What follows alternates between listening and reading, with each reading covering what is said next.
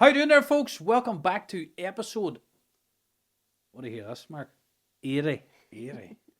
Episode 80, 30. 80 broken. We're not arrested yet, but that's amazing. 80. That's incredible. Feels like 800. We want to say a massive... actually, doesn't it? We want to say a massive shout out to this week's episode sponsor. We want to thank Oshin at Be Strong. Be Strong is an Irish brand designed for golfers, premium golf umbrella. Order via website. So you go on the website, Be Strong, special launch discount. Go to the website, click shop now, add the chart and reveal special discount. So Be Strong. Thanks for sponsoring this week's episode. I forgot the wee umbrella from there a couple of weeks ago. Yeah, thanks to Oshin for sending on. He gave me an umbrella to try and use in the K Club, but I couldn't put it up, or I ended up in fucking Cork. But thank you very much. Great umbrellas and stuff like that there. So if you are a golfer, check out Be Strong. And folks, look who we have in the hot seat. We kept episodes 80 very special for Hannah Ryan. We started the 80th episode. We started to clap people in. Oh, okay. Yeah. How are you, That's Hannah? Thanks for having me. Good, yeah. What's cracks? Good today, yeah. Aye. Today. Yeah, good to be here. Thanks for joining us. Well, thanks for On our having me. 80th episode. Yeah, that's the best one, is it? It is the best one so Well, far. we'll say that and then we'll say whoever else is on that was the best. We'll just keep everybody happy, you know. You're not meant to say that second Yeah, part. but now I know. Nah, Yeah. I'm only joking. I'm only joking. Thanks for joining us, especially after coming straight from your class. Yeah, I came straight from the studio, but that's good. I'm warmed up. Fair play, yeah. Warmed up for speaking. Hannah, you're here to share your story on being diagnosed with Lyme disease. Finally. Yeah, Yes. finally. Yeah. So Hannah reached out to us. It was very, very... I'll just start from the start. We put out an episode about mental health, and me and Marty kind of opened up a wee bit personally about ourselves. And I won't lie, we got flooded with messages and this and that, and it was so overwhelming, and we were so happy to see it coming in and all the messages. And again, thanks to everyone, but yours really stood out, the message, and just some people did share some of their life stories, what they've gone through and stuff like that there, and we just think it's so brave, like it's such a, for people you don't know, to share such a personal message. And it just caught me and Marty straight away. And then what you're doing now with the awareness and stuff like that, they were like, definitely get Hannah on to share your story. Do you know, just adding to that, isn't it easier to talk, like, I don't know if you found that with your personal stories, it's easier to talk about it in a situation like this. I find it harder in everyday conversation, or, do you know, trying to judge how much time or interest someone has, or if you're bringing them down, or if it's like, gets competitive with people as what they, you know, this is easier, I think. Like, I don't think I'd be as open just If in you're a sitting having conversation. lunch or something. Yeah. Yeah. I think these kind of things create a space for it. It really. does. It does. Because we don't really normally open up, but I don't. That's that is true. Like we Yeah. wouldn't, like I wouldn't have, I don't know about you, but even just opening up that wee bit about stuff we've been through and stuff, like it definitely, I don't think we would have opened up if we weren't on here. Yeah. If that's what you're getting It's at. like you've permission and it's a space. Yeah. that's It does. It purposeful. does get people to open up and Yeah. chat about their feelings and chat about what's is good, and that's what we want. Like we want that kind of podcast that you can come on and chat about anything, but have the crack also. Yeah. That's true. You've That's achieved very that. true. Don't touch my mic again. That's You're here to chat about awareness, but you're finally diagnosed. He says. Yeah. Explain to me, because I know nothing about it. Okay. And Yeah. yeah. He So- doesn't do any research whatsoever. no, but I I'm want only joking. I'm only sometimes. joking. Actually, got to have both, It's isn't it? it's not even that. Sometimes I like to go on and not search things and let you tell me your information so I can get Yeah. sucked and absorbed in it. Because I don't know what it is. Vinny tell me about it, and I says that'll be a good podcast. Cause Do you know what? That's That's smart. actually makes sense, I think, because Yeah. if you're just clean in with an open mind, Mm. but if someone's do have to do a wee bit of work, you don't do It's anything. No. the perfect balance, because like you and I could be talking without filling in blanks, where you might be like, "Hang on, I don't understand." Yeah, the yeah. context." That's So it can do like both. Fanny does research. I do sometimes, and I get content stuff for the podcast. But last week, Vanny's mad about traders. I wasn't. I Oh. never, and they were chatting away and stuff. But I was hitting her with different questions than Vanny was, Yeah. because he knew about it. Exactly the same as But it was us. good for Yeah, you to I think learn that's about it too, really wasn't it? 100%. I'm going to learn about this now. Yeah. You know what I mean? That's what I like about it. And So I'm looking forward to it. That's exactly, just saying about the podcast as well. See, we love not setting a certain like a certain topic, like sport or fitness, or we could absolutely have anything, and I Yeah. think that's a good thing, and It we learn so shows much. across years. We Yeah. learn so And much. you'll get loads of different audiences feeding into Yeah, that, don't you? yeah, so it's many Yeah. different eyes on as well. Yeah. That's a good point as well. Yeah. So yes, explain or tell us your story then. Yeah. Finally diagnosed with Lyme disease. I know. So I've kind of been sick for like could be 10 or 15 years, but like it would have been low key. Do you know when you just think your immune system's a bit low or wondering and always tweaking my diet, like just do you know like constant malaise, that kind of thing, but it would always be just me judging myself or I shouldn't have done that unhealthy thing and it's my fault, and you get on with it, and fatigue in school, but that's normal for teenagers, and things that weren't so like obvious. And then when I was 20 I went into hospital with meningitis, and I don't know if you know much about meningitis, but it's pretty serious. So Yeah, like yeah. yeah, so yeah, I was lucky to be alive coming out of that, but that was a wild experience. And really when I came out of it, my recovery, because they do a lumbar puncture and then basically this fluid around your brain has to build up. It's artificial first and then your own fluids come back. But I kind of had narcolepsy after it for a long time. But I was Galway Hospital and they were amazing. Like they were amazing to me. But when I got like discharged, I was just like left out into Galway City being like, what do I do about the narcolepsy? What am I supposed to eat? Like, what are my prescriptions? It took a long time to build back up, and I was so weak. Like, people can lose limbs from meningitis and things. So, like, my kidneys were got really bad. So, like, I don't drink a drop of alcohol. Like, I've only drank 10 times in my life, but I have the kidneys of an alcoholic. So, it's because they got so scarred, your body gets attacked. So, that's what I got left with. And I was extremely lucky that that was the only thing, but that affects your health as well. So, go on another few years kind of always prone to cold and not really realizing why, and just getting further and further into like the health industry and every health fad and things, and being like, why is somebody else who's doing like a gut friendly diet or all these ferment and they feel great and I feel crap all the time, like what's the point in being so healthy? And then 5 years ago now I got really sick really suddenly. I had moved to Gran Canaria, and it was 2 days before Christmas, and I got like a bit of a cold for a few days, and then like it was the most trippy, horrible nightmare experience. But I remember it was like at lunchtime in the day, and I just sat at the edge of the bed, and it felt like someone went like pushed me upside down, and I was just sitting there like this. I was like, what was that? And then I was like, what? Like that was so trippy. It felt like my head went through the ground, like. And then it just happened again. It was like I was being punched like here, upside down, and I just started vomiting everywhere. And that lasted for hours. I was absolutely miserable, and I thought I was going to pass out. And like it was so. Apparently, there's different types of vertigo. There's a vertigo where the room moves around you, and you're kind of trying to find yourself.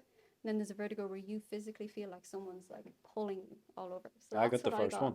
Yeah, Yeah, they're both awful. I got the first one. Oh my god. I had I to get an know. injection to stop me getting sick. Yeah, all the nausea. It's because Oh. your brain and body thinks you're on a roller coaster, Aye. but you're not. I Like, thought I was hungover. I woke up and I was like, I wasn't out last night. What's oh, going on? Next thing the room just woof. I was like, what? it's so trippy, isn't it? Yeah, And you're so because out I of didn't control. realize knew I wasn't drinking and I was scared. And then I thought I was going to die or something. Yeah, I know. And then the vomiting come and I went down to the doctor and he had injected me to stop me from. Yeah. And then they get it again, but it shows you how to bring it on. Oh, Do you ever see that? bring what on? Bring on the what do you call it? Vertigo. is this like an Like it's the exposure you to therapy? make it come. Like I think it is. You lean over and you're kind of getting your head to Oh, the side. the Epley Oh, right, maneuvers. yeah. What Yeah. do you call it? There's Epley maneuvers. So that would Maneuver. be you would have had crystals move in your ear. That's So yours probably would have been structural. structural. So I got tested for all this as well, and Yeah. they couldn't find any of that. So yeah, when the crystals move, like the bones in your ears are so tiny. Like you have 3 bones that are like the end of your nail, and if they move at all, like you can like completely f you up. Like your whole body, it's wild. So if your crystals move internally in your ear, it completely throws you off. So the Epley maneuvers are like you go back right into turning it. You and then they go turn quick, your head and off. because they're actually trying to get the They crystals think to go that- back down the canal, and then once they settle, you can come up. Mm. But they're awful too. They make you feel really sick. Oh jeez, I was in Yeah. bad shape. Hey, they give me an injection, my bum. Yeah, they did Aye. that to me too, and I was like, did it have to be there? I know. It's like, do we have an option of the arm here? Oh, I had my trunks down straight away. I was like, because I was getting violently sick, like, Yeah, and I was projectile, freaking out. like, See, when you're unknowns to a thing that I happens to know. you that you don't know what's going on, you think the worst. Oh, you 100% You think you're 100% dying. think the Yeah, worst, and you think, oh, you don't want to go to Google, and you're like, oh, Jesus Christ. but you do. You do. Google's the worst in the world. Like they say, See, don't go near. that's mad you have that experience because obviously they thought that with me. So I was getting everything was getting worse because it was nothing to do With the crystals. crystals. It was Lyme disease. So they were tackling the wrong area. Do you know that kind of way? yeah. And then it would just be like more physio, more nausea injections, more serpradina, like all the things that they give someone with vestibular problems. So yeah, that happened. It was a lot of rushing to hospital like that. But it was about 3 months where like if I looked like to the right or the left, my eyes get really tired as well. So sorry, you'll see it now. But it would be like if I just stared, it wouldn't happen. And it would just be hours of the day and I was so miserable. And then if I'd like look, so even watching TV or anything, it would just be like, careful, careful. And they'd be like, you know, and I'm like, no, it's happening again. Oh, the ice jump. Like, it jumps, but it pulls your head, it pulls your legs. And then when that would settle, it would feel like my legs were doing this. It was just awful. So I slept like seated if I slept for like 3 months, I was bedbound, like just like, do you know how quickly your calves go? Isn't that, I never knew how Muscle quickly. wise. Yeah, and it's just like these two little, you don't even realize just Yeah. walking how much Yeah. it builds up your calves. So I was miserable for about 3 months, but there was so many things because it was an attack on my nervous system, but I didn't know. So in Gran Canaria, they put me on like a list for MRI scans and CAT scans to see if there was a tumor because they were thinking. So I was smelling like burnt toast and cigarette smoke. You're getting like olfactory hallucinations, and they take that seriously because it's a sign of that you're about to have a stroke. I would get paralysis in my face, kind of like a Bell's palsy side of my body. Like sometimes my arm, and I'd be like, oh my god, I'm dying. Like this is a stroke. This is whatever. Jesus Christ. Yeah, like crazy electrical shocks up the back of my arm. Like it was just heart palpitations, like all the just vomiting. And I'd go in, and they just basically when the scans came back clear, they're like, you're really stressed. And I was like, well, like yeah, you nearly gaslight yourself as well. They're like, you're really really stressed, rest. And then I'd rest a bit and whatever. It was just a rinse and repeat. And then they thought for a while maybe it was early signs of MS. So for a few months I was on an MS medication. But they have Jesus loads of Christ, they're really Hannah. bad for you.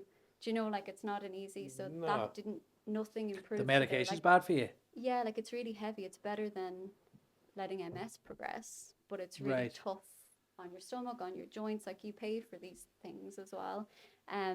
So you're a medication to treat MS? Yeah, for months and months. But it was more like they kept on saying nothing, and then with the doctors there speaking Spanish, I'd be on Google like Yeah. doing this and they'd be doing this. So I'd be like, can I try this? And they'd be like, no, please. Okay, like they were so lax. I don't know if I should say that, but Right. so I'd be like, I researched this. Can I have this medication? But like the symptoms are crazy. Like with Lyme disease, a really prominent symptom is that your neck feels broken. But I felt like every doctor I went to, like Lyme disease is really only starting to be studied. Like there's one doctor, Dr. Lambert, and he's the first guy with published studies, and this is our lifetime. Do you know? And there's a lot of Lyme literate doctors who are experts, and he kind of gives out about them because when he goes and looks at their like 20-30 year career, they might have one study published of their whole career, whereas he studies every group of patients. Like I'm in his next one, so he's really the first guy. So it's in its infancy and they don't know how to treat it. It's like the way like hepatitis C, for a long time there was no way to treat it. Now there's a drug you can get and within 12 weeks you're better. Do you know, like, so Lyme disease will get there. So I'm in his first round of people who are maybe getting better through his treatment, which a lot of doctors think is crazy, but he's the only option. But I spent years with no diagnosis, and then I got a few little ones. I went to two different going back to the scans, the MRI and the CAT scan. So because I'd get blood tests in the hospital and they'd say nothing was wrong. So you know when nothing's wrong, they don't give you a referral. So they won't refer you for x-rays and scans because they're bad for you to be exposed to radiation and things. So I would beg for them, but that meant that nothing covered it, no health insurance. It's just like I just had to pay for it. And you know, with your, well, it's like I was willing at the time because I was like, if I have a tumor, I have to know. Yeah. But you know, like different areas of the body, like if you scan your spine, the first area is like 180, then you go to like 300, and you go, so like everything was costing in the thousands. But I never knew with Lyme disease, the inflammation that's in my brain, you need a PET scan. So I got CT scans and MRIs, and they don't show anything up.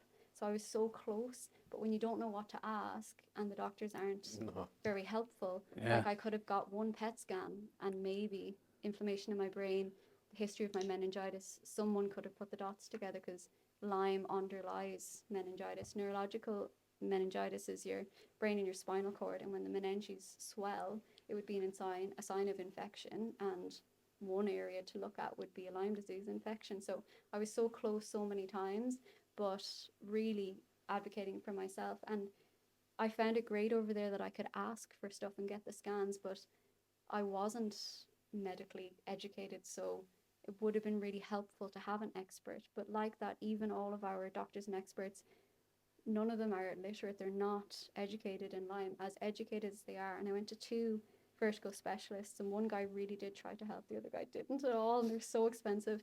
And he was great, and he was the first one to diagnose me with trigeminal neuralgia, which is another Lyme thing, but it's like little pockets of the whole picture along the way.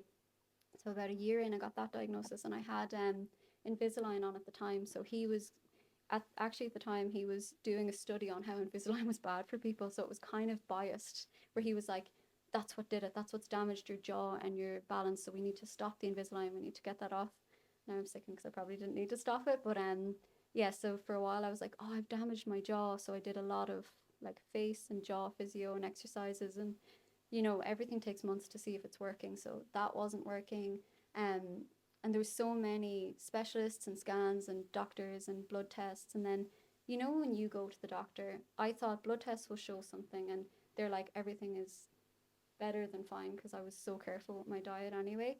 And then I learned about ages later these ANA tests, like autoimmune tests. So you think when you get that, you get a specific autoimmune test that it would show up Lyme disease, and it didn't.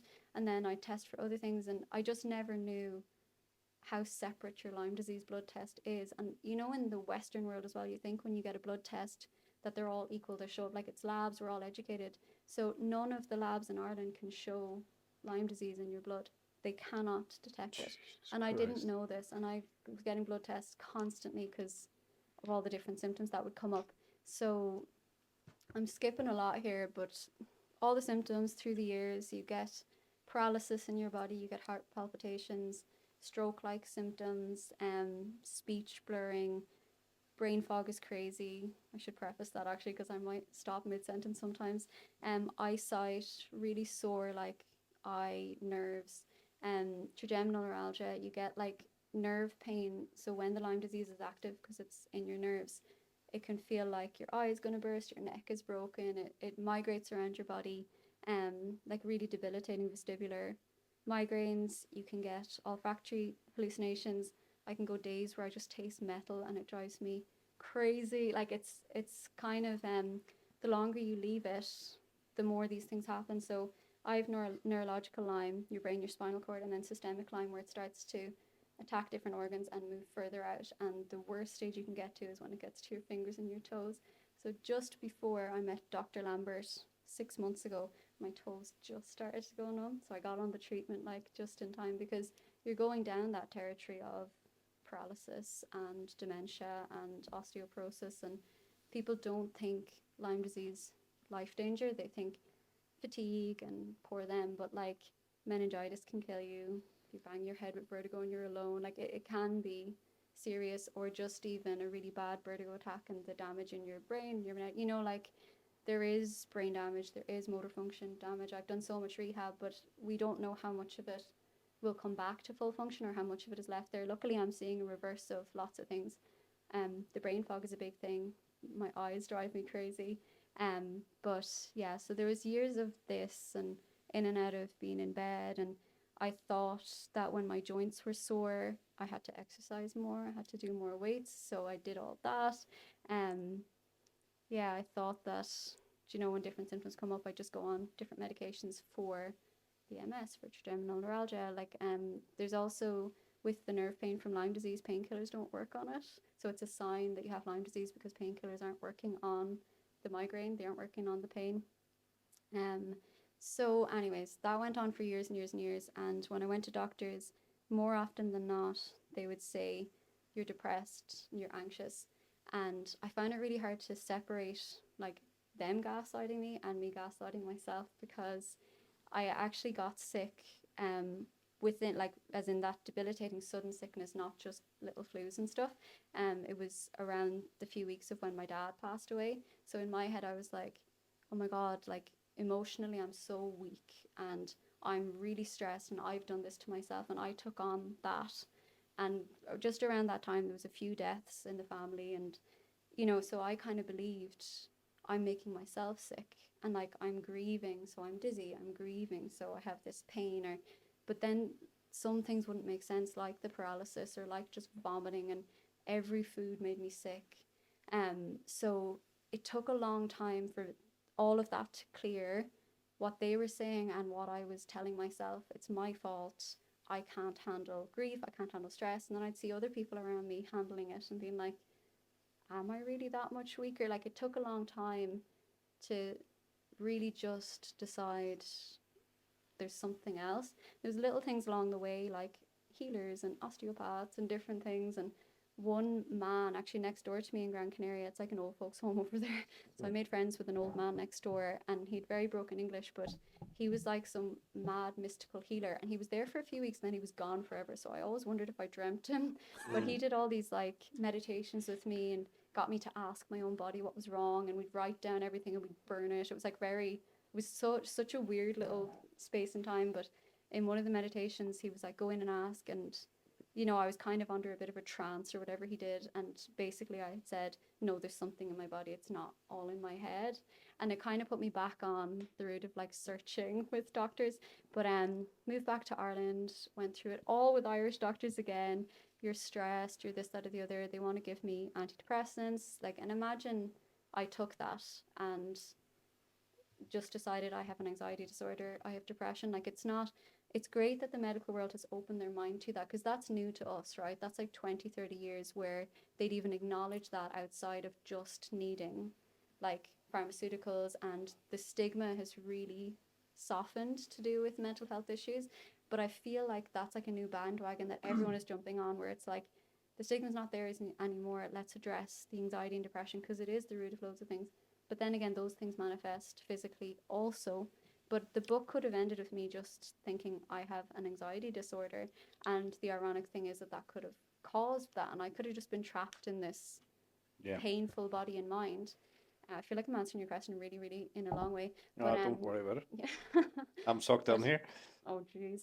But yeah, that went on for years and years and years. And then I kind of went off doctors and just went kind of natural. So I had a reflexology appointment, and the woman couldn't find anything in my feet to do with my head. And she had said, your liver's under stress. I took that on. I got a bunch of books on the liver, started researching how to detox the liver. So I started doing it at home.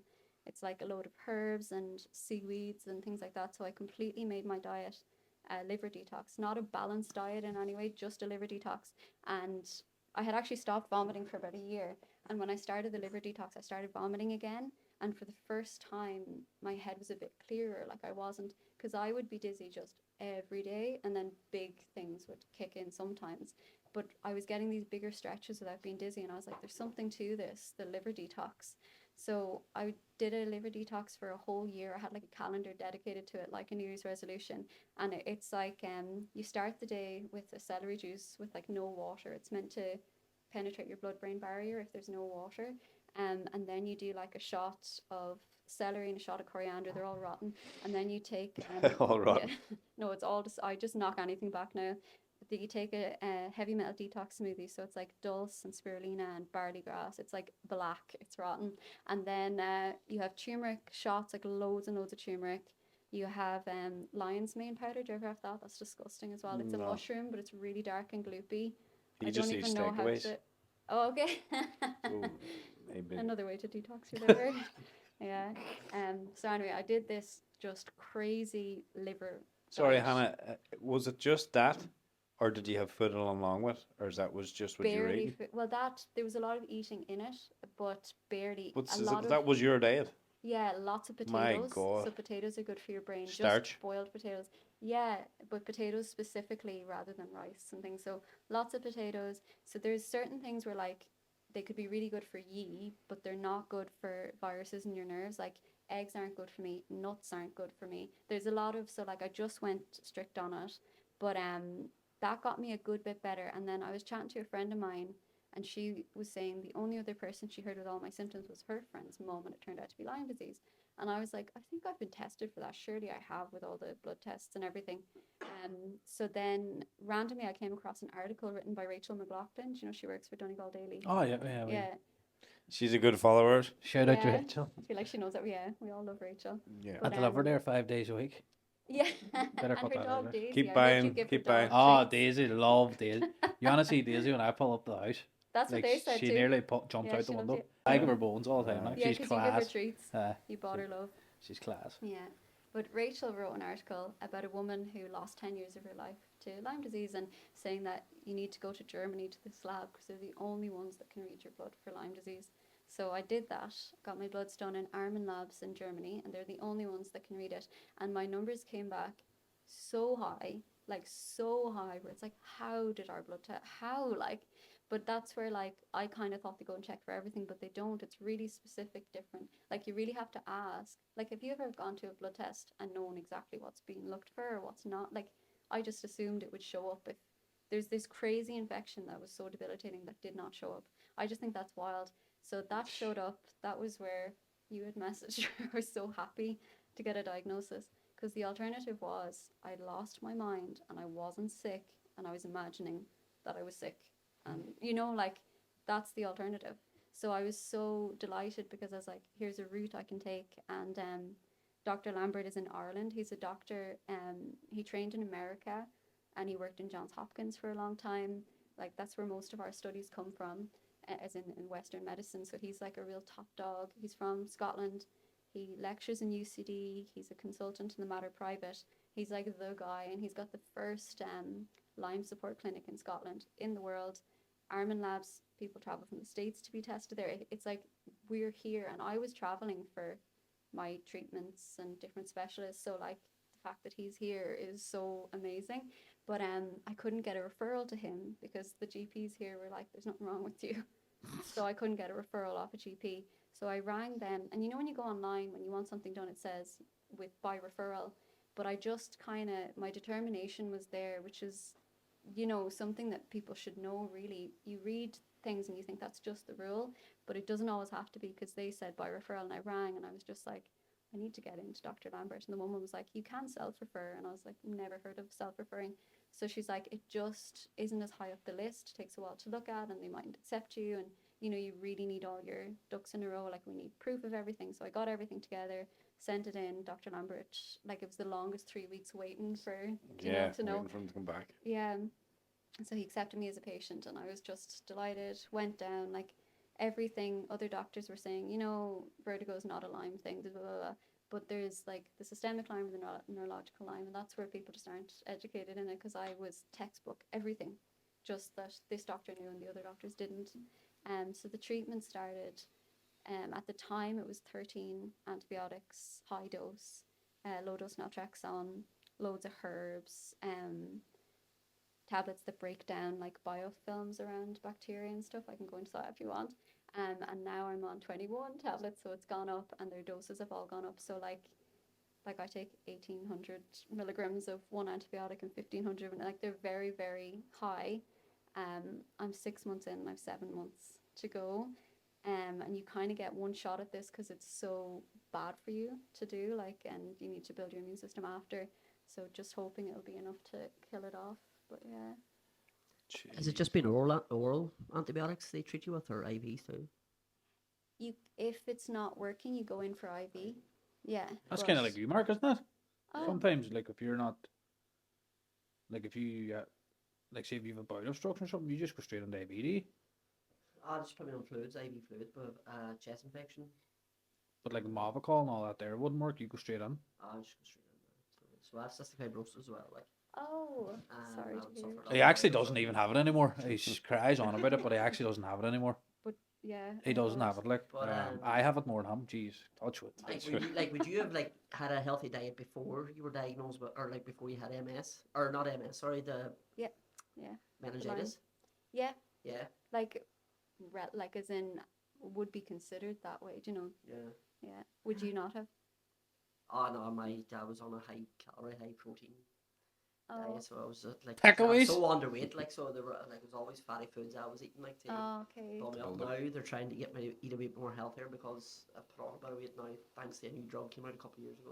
Good. Yeah, but it's your immune system as well, isn't it? So Yeah. food is such a huge part of it because even I never knew before the timings of food. Like I leave 30 minutes between certain foods because it takes that amount of time to get to a certain area of your body, and things we never think of where you just eat or you spend ages because you forget about it, then you have another meal, and certain things interact differently if they're together or apart, and it's a lot to do with marketing and selling meals and us eating out, but some things we shouldn't combine, or we should, it's like food is medicine if we know how to use it, and it's absolutely toxic Yeah, as what well. you eat. 100 billion%. You're big on that. I can't remember eating a tank.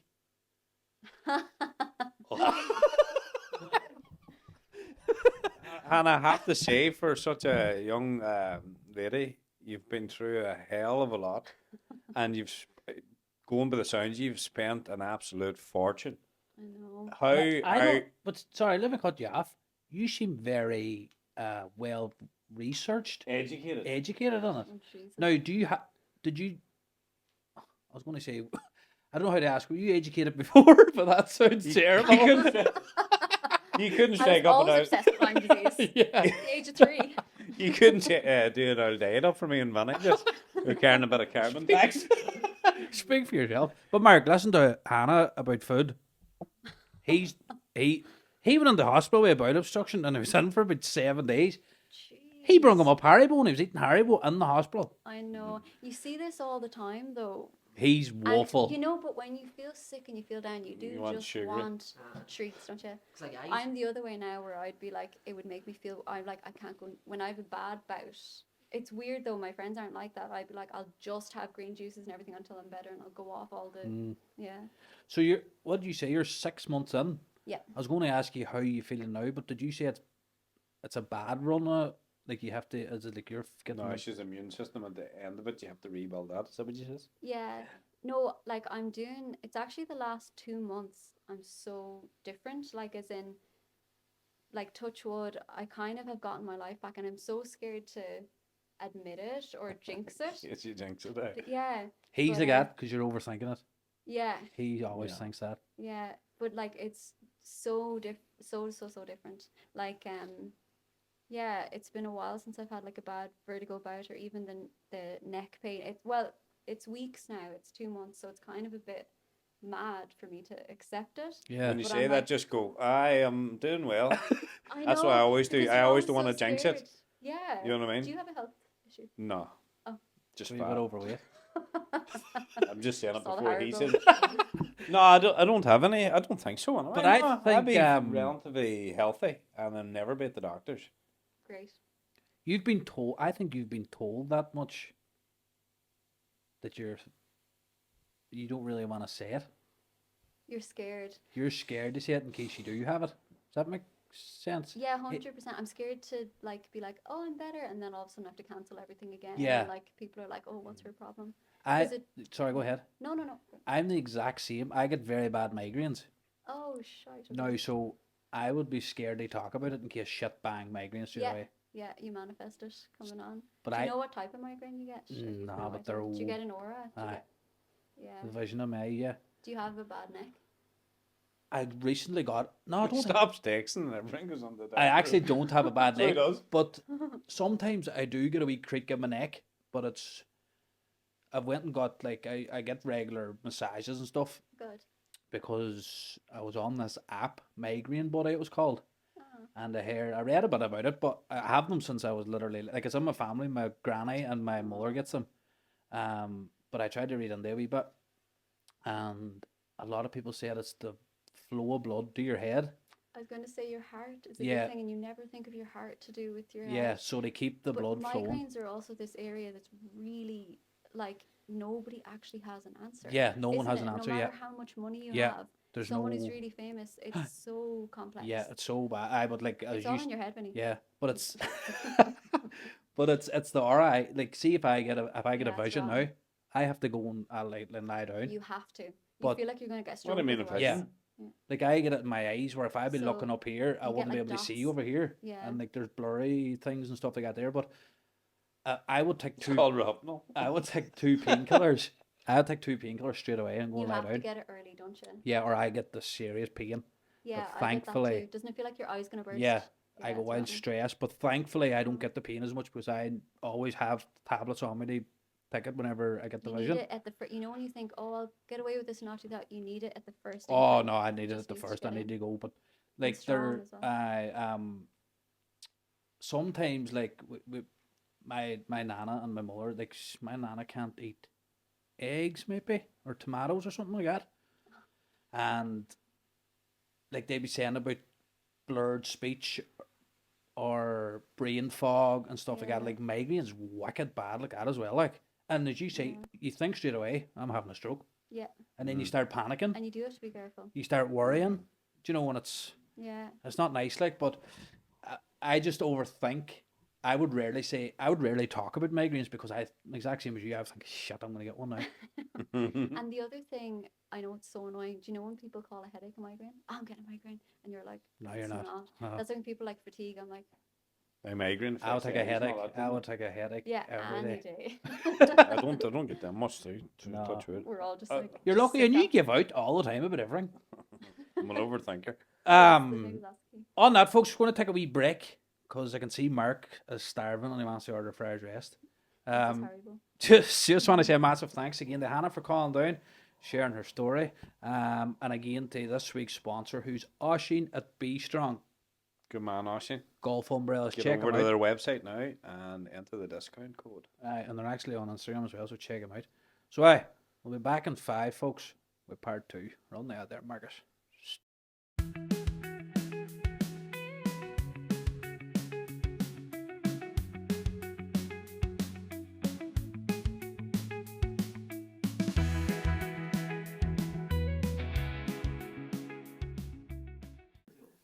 Welcome back, folks, to episode 80.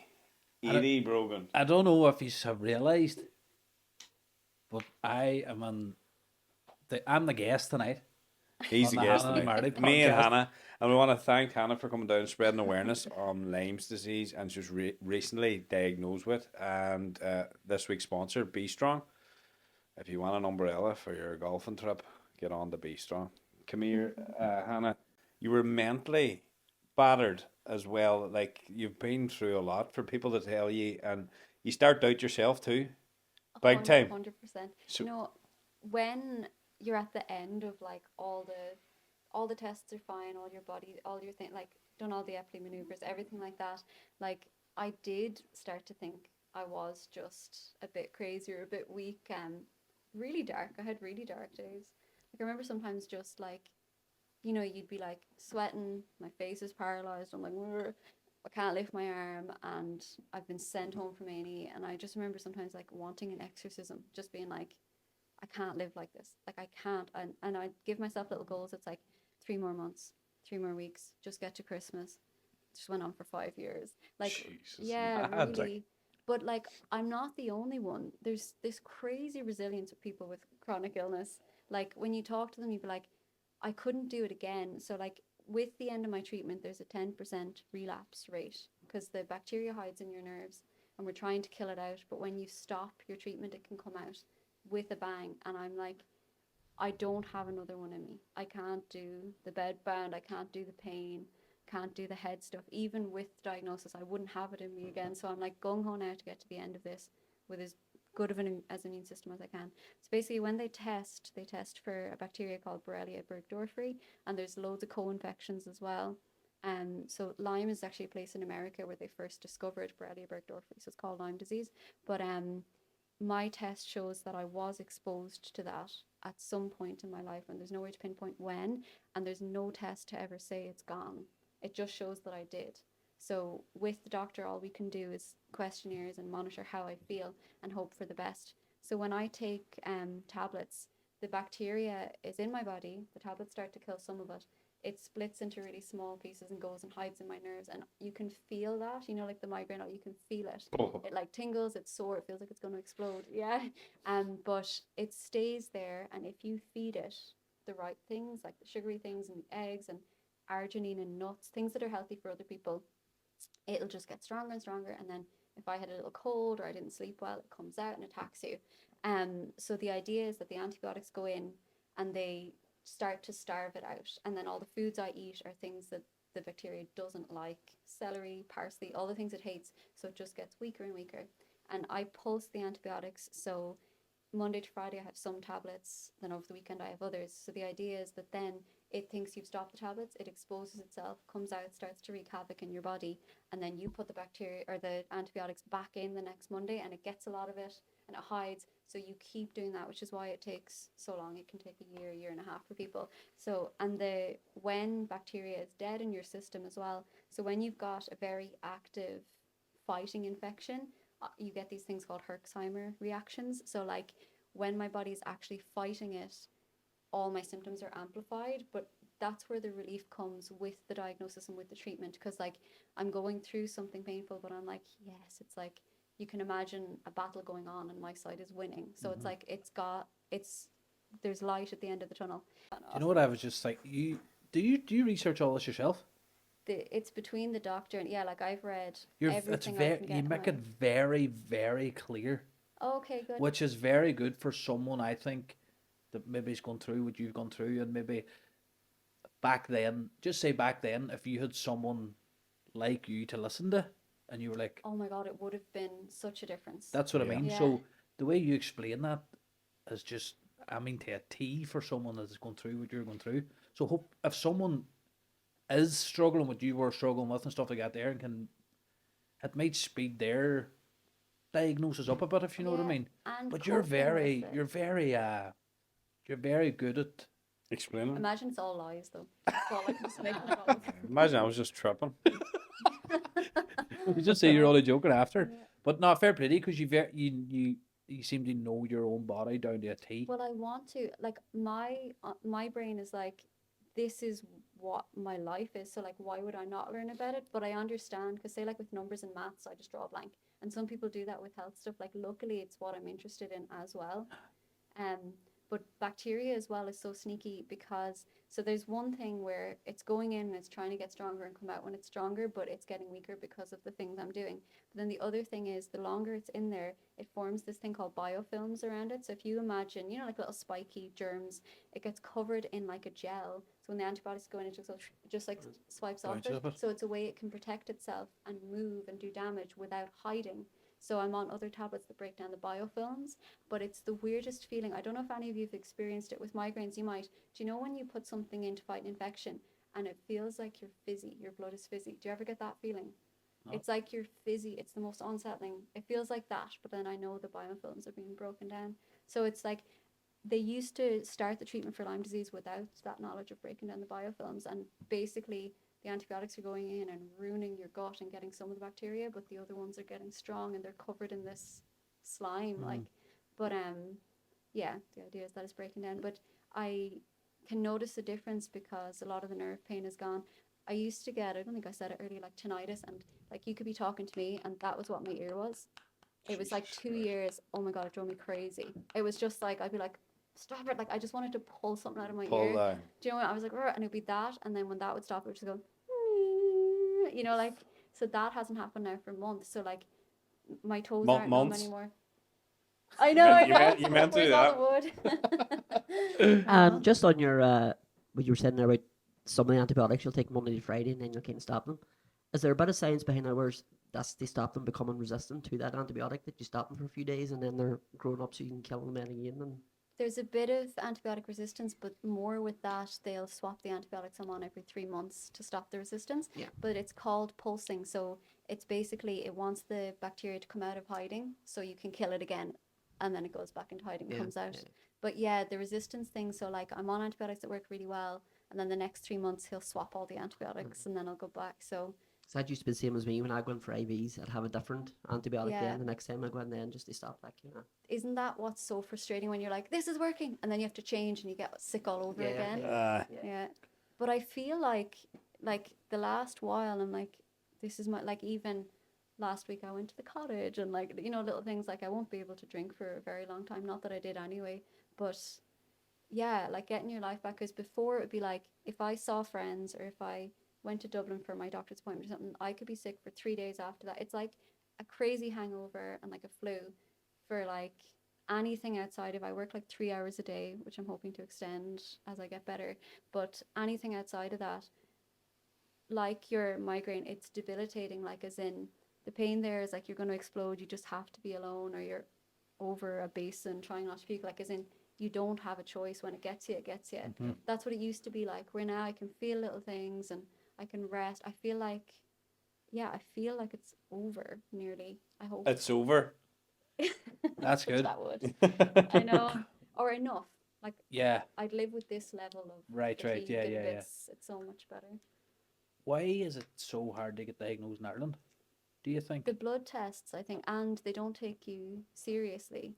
I think now they jump really fast to depression, and that's a good thing. I know I'm repeating that from earlier. It's a good thing in that they'll accept it and they'll offer it as a reason, but then you're put back out into the world with no resources. Because even 10, 11 doctors said anxiety and depression to me. Not one of them gave me a number for a psychologist, gave me a leaflet about. Not one of them gave me anything, and I could have used that. Not one of them said, would you think about going to a psychiatrist? Like, I did that many times myself anyway, because I was like, I'm losing my absolute mind here. Is it grief from my father? Like, I went to grief therapy. Symptoms all stayed the same, but I've done a lot of things I'm grateful for. But yeah, isn't that wild? And this is different countries and Ireland, specialists to, like, you know, the higher up nurses. Nobody ever said, here, try these things. It's so funny you say that, because every time we try our best to push mental health on our podcast as much as we can, but we ask people quite regularly coming on here, why do you think that the rate of suicide, mental health is still so high today? Do you think it's a mix of, there's more resources, right? So it should go down, but Yeah. there's more, it's more documented. So it's kind of almost, maybe we are helping ourselves a bit, but we didn't have literature on it before, and we didn't have studies, and we didn't have, do you know, could it be, like, that's a very optimistic way I'm looking at it, where people are talking and they are getting help, but it was suffering in silence before? Or do you think? But what I do you think if if you're putting someone to the street who you think's depressed with no number for help, Yeah, sorry, I think get what that's you the mean. problem. That's just giving It's a them a huge rope. problem. Yeah, Really, sure, isn't it? that's Giving what them a happened, rope. and that's what happened to the guest before the last one that I was listening to as well. Yeah. Like, Yeah, it's we all like, the question we always ask ourselves is, why is it still so bad, or why? Like, I just heard the other day of another suicide of a lad that worked his cousin or whatever, and I was just like, why? I was like, why, or what? yeah, He said there's no reason. He just said Suarez was a big drinker and he never took a drink in his life. And then like, it's so hard to say that, because it's so kind of confusing for us, because we have people on here that come on and tell us their story, that they've been in a dark place. They were so brave to tell us that they walked us through suicide attempts, oh jeez. but now they're out the other side, the light, they're loving life, they're, you know, and we're like, brilliant, he's therapy, this, that, everything's worked perfect. But then we, like on our last one, then we can't, not that we slated the services, but it's, we kind of contradict ourselves a wee bit, I think. But I think you need to look at it from everywhere Yeah, when it is so high still. I think we were affected, me and Mary were affected with suicide quite close to us quite a long time ago.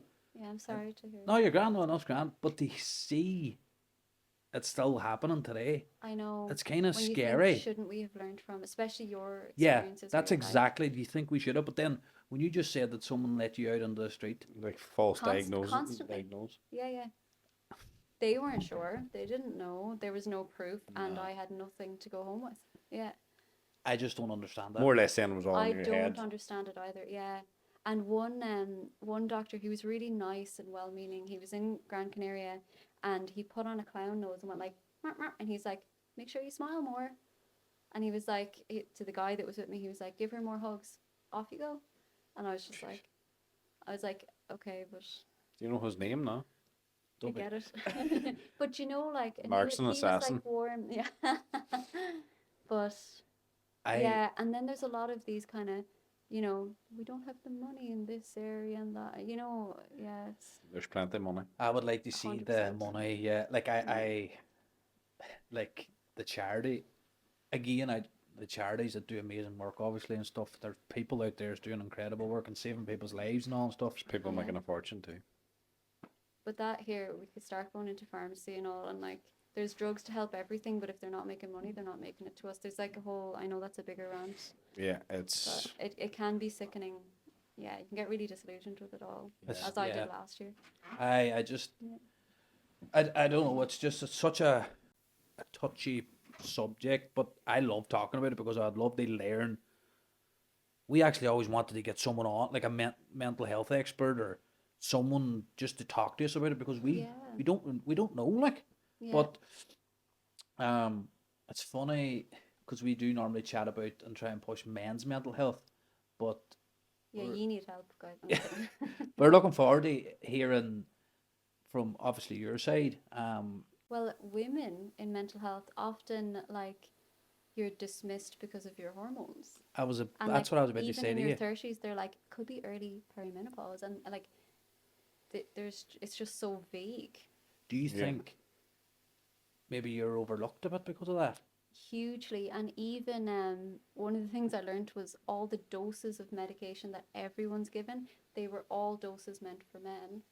So like, they can really harm women's livers and things, because every antibiotic, everything, like, all those studies were done on a man's body. You've different hormones, you're bigger, like, it's way different. Like, our ureter is shorter, like, everything to do with processing it is hugely different. And you know that if you get the doses wrong of something, there's a sweet spot where it's good, there's another spot where it's toxic too little, it's toxic too much. So like, women are really, really, it is a huge, like, it's so great that men's mental health, I feel like that really was highlighted for maybe the last 8 years.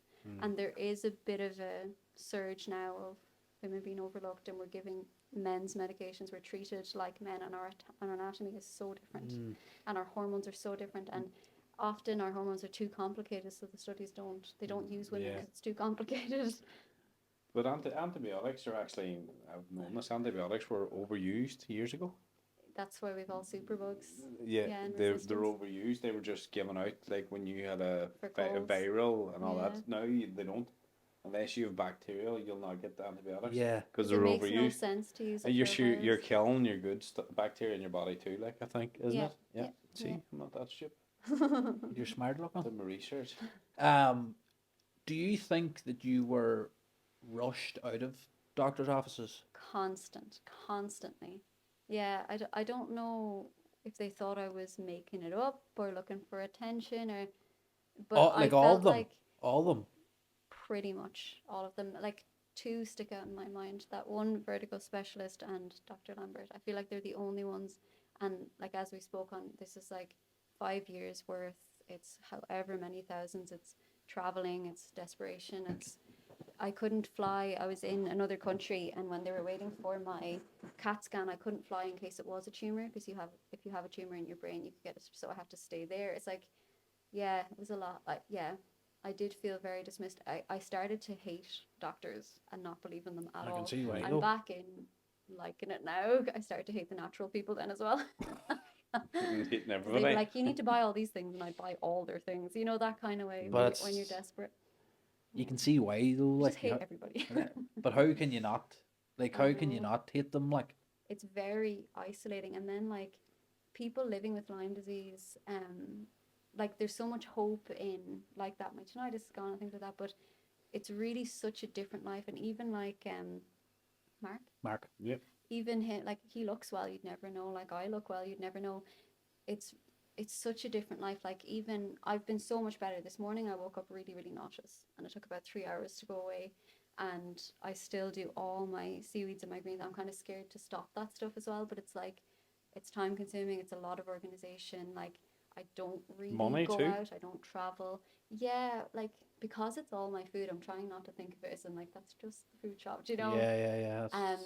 But Dr. Lambert is amazing because he gives me discounts for herbs as well. And it was really nice to hear, like, such an educated man. Like, he's the top guy, the consultant, and he was like, herbs are just weak antibiotics. Like, these are just synthetic herbs. And when he said that, I was like, okay, so I can use herbs to my advantage as well. Because some herbs did make me sick, and it is all chemistry. And I kind of thought, oh, it's natural, pop it in. But you have to be careful with them as well. They are medicine as well.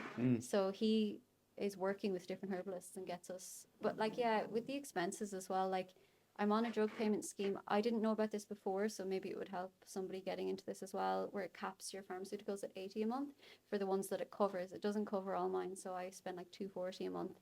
Then the herbs are 70 a month. They would have been 120, but I have his Right. discount. Different supplements and everything. So like, it sometimes they nickname Lyme disease as like the expensive rich person's disease because of all the things you need, but I think any chronic illness really could be like that. Yeah. I was going to ask you that actually. Do you like, see if someone was to say like, oh sure, how can you have Lyme disease? Sure, you don't look like you have it, or I know, it's so hard. like you look. I don't want Yeah. to say normal, but do you not? I would say, does that get annoying? It gets really annoying. Does And it? I don't. I know. You know the way sometimes people just say stupid things, like when Dad passed away. People like they just panic. Like, after life goes on, or Yeah. or even earlier when I said sorry to you, you're like, it's okay. Like, I kept saying it's okay when people said sorry to hear about your dad, and I'm like, my head is like, it's not okay. Like, but Yeah. we just say. So I don't. I think they just say it, like, as in, oh, but you look well. But like, even I was at the dentist recently, and she was like, oh, it's so weird you look so well. One of the things that here's all the annoying things, right? Say, as a girl as well, my skin is always bad because of all the antibiotics. You get these crazy stains all over your teeth every few months. So I got them washed off recently, but I'm in the dentist constant. And here's rich person's disease again. Like, I'm not a rich person, but as in, like, it's a lot of maintenance all the time. Like, you know, and you get these rashes. I get it on my scalp. When you're run down, there's a lot of herpes viruses that we all have, but some of us, they never activate. There's hundreds, thousands of them. But I was getting like boils all over my hands. Jesus. And apparently that's herpes zoster. It's like shingles. So I'm on tablets for that as well. But it was just like, I just felt like for a while, I felt like this like gargoyle that needed to hide away. I'd be like, my eye was at me, my face would be paralyzed, you know, like you're like, "Ugh," and then like boils on my hands, boils on my back, like scabs on my head, my teeth are stained. Like, I don't smoke, I don't drink coffee, I don't, you know, like, it's a lot of that kind of stuff. But Mentally fucking draining. yeah, 100%. I know. Even You're just listening like, to you I'm saying all broken, them like, stuff, like, it's yeah. so mentally draining. And I don't. You it's- must have a very good network, friends and family around you, because Yeah, there's good friends around. I don't you have must, family up here. Do you know? but you must, because like that's awful. Like, that's an awful lot to come through. To be honest, not to go too deep, but I had moved abroad and I moved here alone and stuff. Like, I've met great people here, but I completely isolated myself by accident, and I went to a very dark place. But I feel like Letterkenny and the people here really saved me. You're lovely people. But yeah, like, I really did. I knew I needed to get away from the city. I lived in Dublin for like 11 years, but yeah, that support network was not there because, like you said, people saying, "Oh, but you look well," and it would be their way of like, they don't want you to be sick and they don't know how to handle it. You know, like when you break a leg or something, like, "Actually, you're fine now," and off. Like, they don't want it for you, and it gets muddled in a miscommunication towards you that hurts your emotions. So like, it's like, "Oh, I knew someone that was in bed. Isn't it great that you're not in bed?" And I'd be like, "Yeah, but it's taking absolutely everything for me to be here for a few hours." It's like it's a weird one because, like, if you looked as ill as your sickness, like, you wouldn't be able to work and do it. Like, sometimes I'd be like, do you want me to be really pale? Do you want me to be keeled over? Those times at home when like, yeah, it's a weird one. I feel like I've gone off your question. No, yeah, well, no, you're grand. You're I right. get, I would have got that a lot too, like with people like, oh, you don't look like UCF and stuff like that. Yeah. There, like a lot of people have called it like invisible illness because it's all the insides, not Yeah. and you then feel people like then they're like calling you a liar. I would get takeaways like and people, oh, you're lucky you can eat that or whatever, like, but you Yeah. don't understand kind of the amount of calories I have to try and keep the Yeah. weight on, like, and stuff like that there, and it can get a bit irritating. Like, I know they don't mean it, you know what I mean, because maybe it's just a lack of knowledge, but They it do. kind of They does get a definitely wee bit don't mean it. frustrating. Like, It does. You actually reminded me something there. It's happened multiple times. So just in case anyone has said it and they think I'm talking about them, I'm not. But people being like, God, I wish I had the free time to be making smoothies all day. And I'm yeah. like, that's Fuck. not really what it is. It's not Or what like, you want to they're do. like, yeah, oh, you don't have kids and all. You're so lucky that you can do all that. And it's like, all the stuff I eat and drink, all the health food stuff, like, and sleep and everything, I haven't felt like I've had a night's sleep in 5 years. Like, I wake up after 12 hours of sleep and I feel so, like, exhausted, or like all the greens and everything. I feel like all I've done is eat sugar all day. Like, my blood feels toxic, especially with the antibiotics. And then when they're saying, God, I wish I could do that, I'd be like, God, I wish I didn't have to Yeah, do that. It'd be great just Yeah. to No. waking up in the morning and just feel like how they're Yeah, feeling. Like, I wish I had some free time. It's almost like this competition. I don't know. Yeah, it is a weird one, but that's where it would be nice to have support for family and friends of any illness. That's Yeah, yeah. including Is with there like Yeah. an association, like, or anything like a group in first- Ireland with your there's a four group lines? that put up all the signs in ours.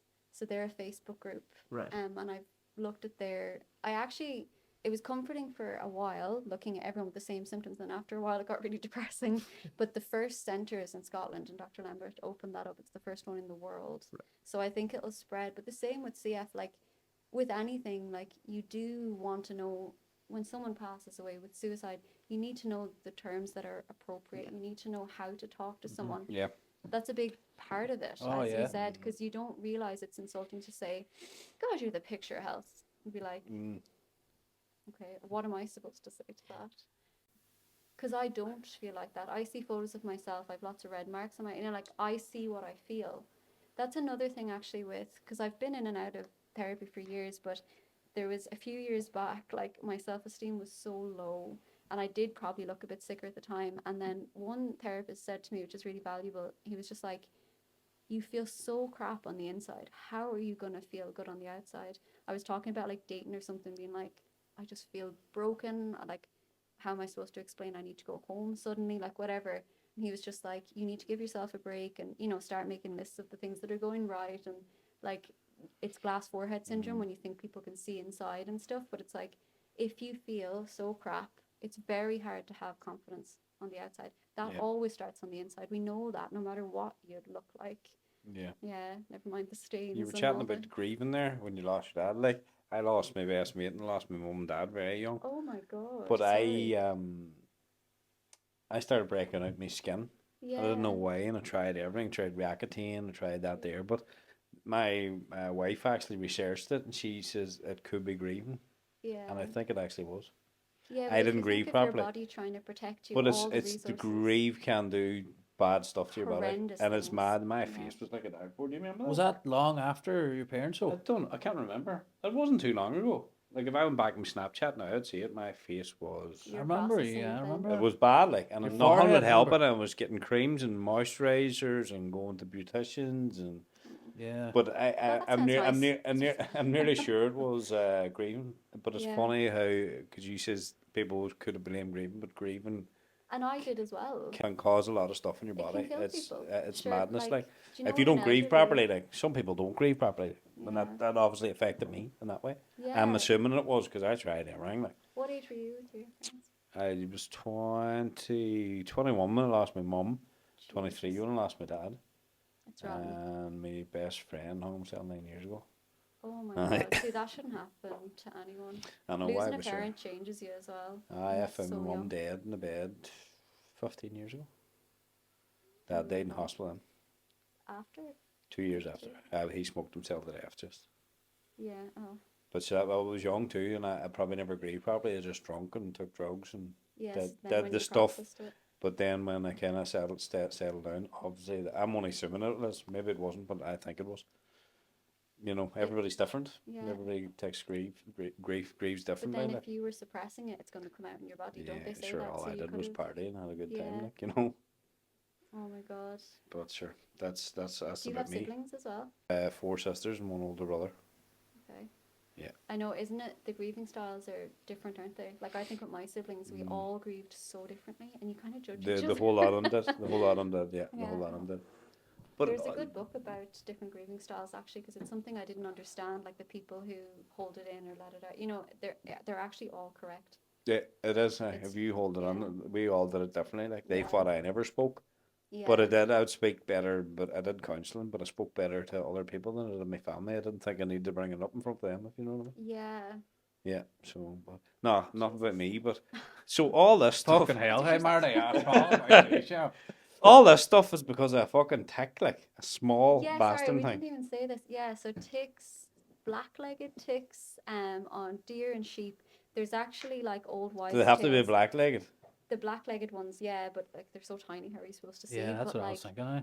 there's this old like misconception that it didn't happen in Ireland. They were from abroad. That if you don't get the bullseye rash, you don't get the disease. There's all these things, or like, yeah, if you don't get sick, you usually don't get sick until months after. There's all these things that people thought, or like, yeah, there's different bacteria as well, and it's not contagious in any way. There was a while where there was a bit of a stigma where it was contagious, but like, that's like everything. You just have to learn more about it. But yeah, the tick, I think I got it on my scalp because that's where I get a recurring rash. So like you know, we always thought to check behind our knees and things like that, but they just go for skin, and they're just in forests, they're in grass. Yeah, tick repellent. But also if you've been out hiking or anything, having a hot shower can get them off. There's one thing that even still doctors talk about where if you put Vaseline on it, it'll smother it. It's not true, because the tick can be dead. If it goes in, it's the bacteria in the The tick tick, that's right, so yeah. hard to kill that I'm trying to kill. Right. So it can be a dead tick. It doesn't matter. Oh, You fucking have to hate get it out. them And then there's these other things that doctors say, bring the tick into hospital. A friend of mine brought the tick that bit him into hospital in a bag. They froze it. And the doctor's like, we can't do anything with that. You know, so there's this advice online, like these steps you're meant to follow. And when you get there, it's not. Yeah. We don't have. It doesn't work that way, do you know? Like, but the bacteria it's sneaky. It's actually less to do with the tick. Yeah. But yeah. I think it's incredible the way you explain stuff, and I really, really hope someone is watching that maybe might get them on to what the road they need to be on. Yeah. Do you think if you'd have found, how different would your life be if you had found Dr. Lambert 4 years ago? Oh, it'd be so different. Like, you do convince yourself that you're grateful for the road it's led you to. Like, even living here, do you know, like, I would have just been in Dublin my whole life, I think. But at the time, I was gigging a lot. You know, lots of really interesting and talented people, and my life was so exciting. And I was traveling, and it was festivals all the time, and backstage this. And I kind of, Pilates was like just money for me to go and go away gigging for it. Like, that could have been my life maybe. So I'm grateful for where it's brought me, but yeah, sometimes I wonder if like it's aged me, or I lost years in my 20s. And it's a lot, you know, in terms of like dating and all of that, like when you're so sick and like that, my self-esteem. And when I thought I was mad, I was like, I'm just going to isolate from everyone, like I can't like. So I think life would be very different. And I was abroad and I couldn't fly when Dad was dying as well. Do you know, like I would have been there with him. There's things like that, but you spiral when you start going into regret. So I just think I moved up here beside Amanda and Stephen Doherty. Stephen Doherty did all the work in here, and they like, I just love them. Put it up there. Yeah, the great science man. But yeah, like there's a lot of good. You make the good out of it. I have Yeah. my reformer studio now, but I do think my life would have been very different. Yeah. One thing stood out when I was reading your message, or actually your YouTube video. I was watching your YouTube video. That you're very musically talented, and I don't know, I kind of got a wee feeling when you said you kind of had to give it up. Not a wee feeling, but I was like, that's so sad. Like, and that's why I asked, do you think it'd be different back then, because you were trying to find out, obviously, your diagnosis or whatever was wrong with you, but it's kind of like you lost it a bit over the doctors sending you with nothing. Do you know what I mean? Kind of a bit. Kind of took me back a bit when I was like, that's kind of not really. It's not fair. Kind of. Do you know? I know you could feel like that forever. Yeah. But I really did, yeah. And a part of that as well, because my dad taught me how to play music. So part of it, I went into a little bit of a slump where every time I'd play, I'd just get really upset. So Right. I kind of left it. There's a few reasons. Right. You know, Yeah. Oh, that. that's why I kind of wanted you to play tonight because I was like, oh, it'd probably be nice because you hadn't got to do it in a while, like, but you don't have to if you don't want to, though, obviously. Whatever you want It's to very do. intimate here. So how are you today? Yeah, like the last 2 months, it's been so different. Like I'm really excited to and I'm so happy. There's It's been a good 2 months. you get do you know from any illness when you get better you get like a hangover the year after. So I've been warned about this. But I think you kind of have to ride every wave because bringing myself back down and being scared, so it's like when I'm having a good day, I'm just going to have to have it. When I'm having a bad day, I'm just going to have it. But the first thing that's happened in the last 2 months, and it's beats you down so much when this doesn't happen. So I just can't stress it enough. But the last like days, weeks, months, I would go for a few hours and then a symptom would come back and I'd be like, oh my God, I was actually comfortable for a while. Do you know, you don't realize because I was always uncomfortable. And it's like, which part's uncomfortable and how uncomfortable is it? But then I'd be like, I forgot about Lyme disease for like hours there. So that's wild because like it's so tiring, like pulling yourself through a situation, you know, like, so Yeah. very good now. I'm just really scared of relapsing. But Yeah. I have another 7 months. And when Dr. Lambert, initially he said maybe 6 months. And I'm at the end of that now. And I was all excited. But then when he said, let's do 7 more, like the diagnosis that should be so horrific, I was so happy. I was like, I'm so happy. Like, I know it's doing other damage, but like, this Lyme needs to go. Like, Yeah, I need it'll to. So, like, yeah. I'd stay in it for 2 years if it was. Will just it like, go? I hope so. That is Yeah. that is the ultimate plan. Yeah. That it will So, go. some damage could still be there, but like, as in, I've got my function back in my toes, and you know, like maybe a bit of brain fog. Sometimes I drop off mid sentence. It hasn't happened so much here, but do you ever get that where the word is there and you're like, Oh, yeah. okay, yeah, I think everybody does. But that was so. But no, you should get Yeah. that book actually. What? The book you were on about. What about Grieve? The Grieve book. Yeah, I Garvin. just get the name of it. Gavin What was Grieve. it? Oh, Is there an audio book? Because he can't read. yeah, I'll send it on. I can't think of the name. But Make sure you reading- get it in Polish for me. in Polish. You learning Polish? Cześć, how's masz? Prawodoja. Oh my God. That's French. Hey? Huh? That's scary. Don't carry. Um, Come here, are you, so your day-to-day life is improving? Are you in a relationship? No. You aren't in a relationship. I was just going to ask you, if you were in a relationship, how did it affect that? Yeah, But well, obviously, I'm newly you out kept of yourself. one. Hey? I'm nearly out of one a few months ago, but Fuck's I sake, never, Marty. Yeah, I never. Ah, would you no, have to that's ask these okay. questions on a podcast? But maybe that's why I'm better as well. I got rid of that dead weight. No, I'm just messing. But, Flip that. No, I never put it on him, to be honest. Our schedules were like, he played GA and he was always training and stuff. So I feel like he never saw it.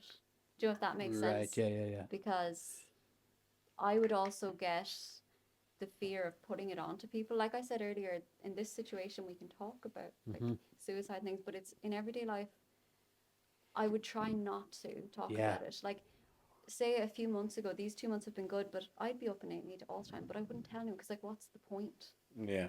Do you know? So Yeah, I know what you mean Yeah. now. I totally get you. Like I would have been like that kind yeah, of back when I would always think in terms of relationships. I'd be thinking, you know, is it too much to kind of bring on, to bring them into this now? And especially when I was going to the Yeah. hospital more and more often as well as the years would go on. Like so, kind of. I know it's heavy. Yeah. You're lying, Mark. Especially at You the are lying. start, you're kind of, it's almost He's, performative. Do you know, like, Pamela, he's lying. He That is man- wait, your date actually. He'd be on his deathbed You know, and on a he had date some in the woman up hospital. sucking monster munch off his chest.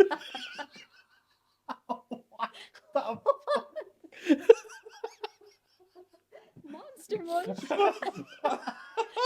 Sponsor. Sponsor oh, Monster if you're Munch lying. Tato. If you're Oh, lying, same as that shit. I was like, is this some weird story? I just come out. I have Tourette's too. Any dreads books? You probably have Lyme disease, yeah. Any dreads books? The reason I asked you that because it could affect a relationship too when you have Yeah. that and then you're feeling down and you don't want to get out of your bed and the likes of that. That's why I asked you that. I didn't want to go down the avenue, but so That's all right. so that's over anyway, and you're happy enough. Well, you'll get back out there now, obviously, because you're starting to feel slowly but surely The better. stress of that, though. The stress that you might never like, but Hey, tell us about your Pilates actually. Yeah, so I've a reformer studio out beside Adam Spears. I'm obsessed with Pilates. I actually think it's really helped. You get a lot of joint pain with Lyme disease, so it can be wild. You could be walking along, and then all of a sudden it could be like your ankle's broken. I'm like, fuck's sake, like you're just like limping. It's the wildest. So you think that helps it? So before I knew it was Lyme disease, every time my joints would be sore.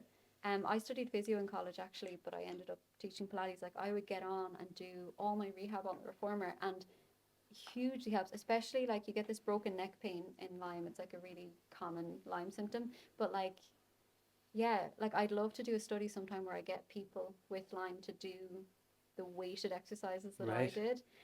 Really helped. Like, and you don't want to do exercise when you're dizzy or sick or Yeah. anything, but it really helped. And then with vertigo and the ear stuff, when they thought it was balance systems, you do all this vestibular like exercises, and a lot of that is in Pilates. So like when I'd be really bad, I like my brain couldn't find my feet. So a lot of the exercises would be what they would, like balance exercises, it'd be what a vestibular physiotherapist would give you anyway. So the Pilates has been such a blessing in disguise. And then I got to work remotely from like beaches in Gran Canaria while I was really sick, and then I just go to bed again.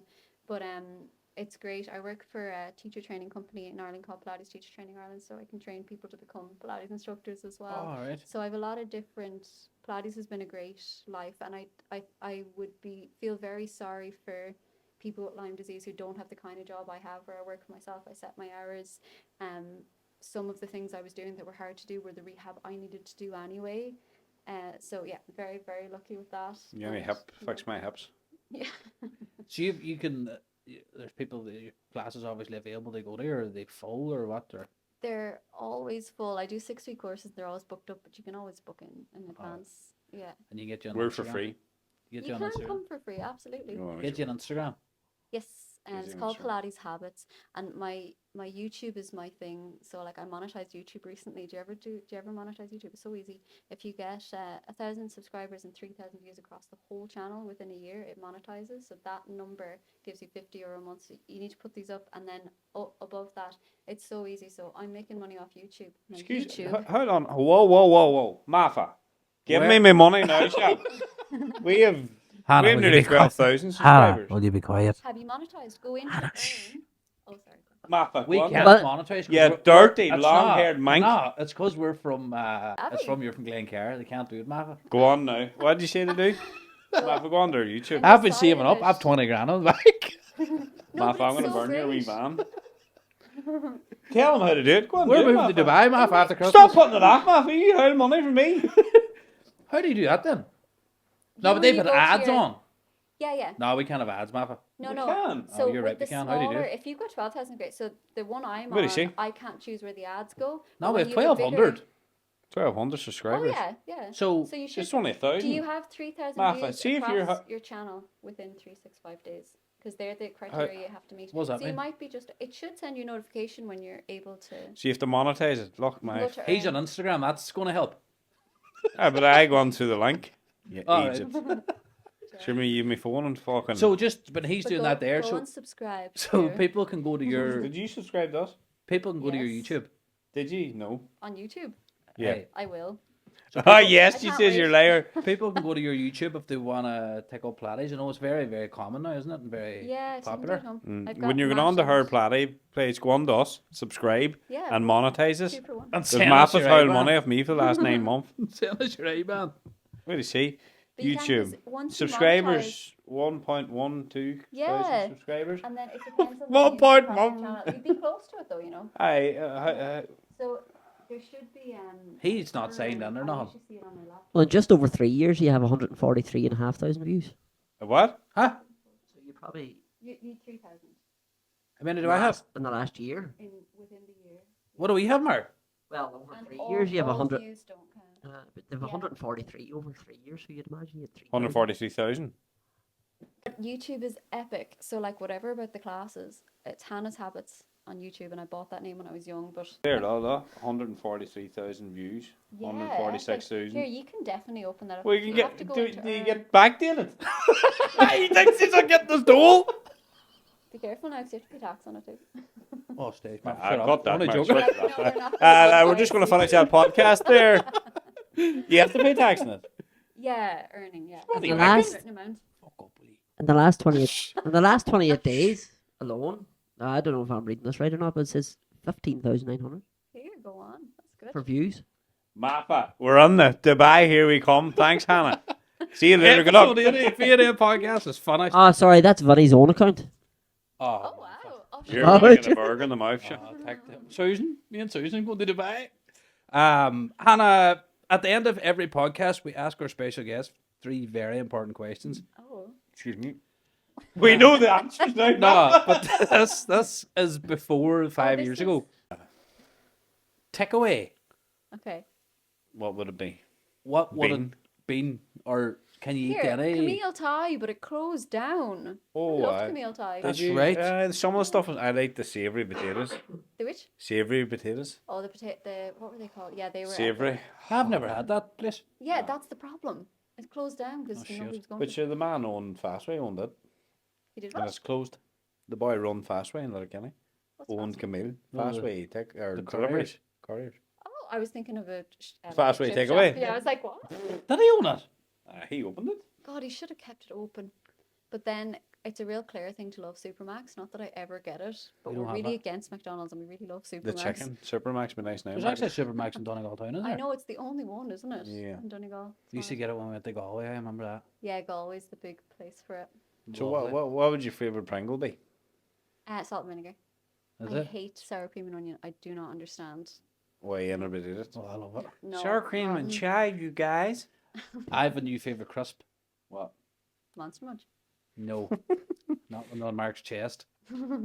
Barbecue hula hoops. They're lovely. Oh, that sounds nice. Oh Yeah. my god. they're Neck really- spices. Nah, Do you put barbe- them all on your fingers though, and you're just driving along like? No, I can't do that. I hate that. I hate the feeling. Oh. I used to do it though. Knick-knacks spicy or knick-knacks Do you remember Scampi. discos? They're not. We up were here chatting anymore. about but they last make time. your head sweat. Fuck that. Yeah, do you ever get sweetie sweats? No. Back Yeah. in the day, the sweetie sweats. Aye, yeah. no, What's more it? Hot mini- and spicy crunchy? Oh my god. The purple ones. I was eating no, them not the Fanny flavor Stag. hot, the crunchy. What's its crunchy? Hot and spicy. Peachy was trying to sleep. Oh, they heard Here, hold on. half Actually, just 6 put in the that. morning. I was eating Rafa, them spicy fucking. remember the kebab? You Was that in A&E or was that in Vinny's room? the last. Mark, Did can you you say remember? A&E? Here, guys, all of you need to sort out your diet. I'm sorry.